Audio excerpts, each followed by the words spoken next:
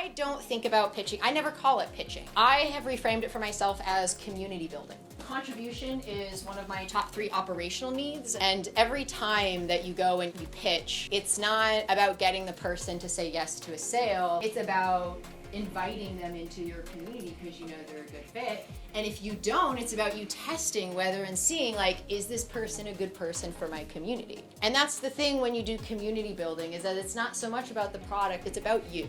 Anyone who says yes to reading your script or taking a meeting, they're not saying it just because the concept is good. They're saying, I would like to spend more time with this person, and this industry is always about playing the long game. One of the first and most important things when it comes to networking or pitching or community building, which is you don't just whip it out. Just don't go straight into your pitch. The most important thing when it comes to community building, which is your first impression, connection, and building rapport.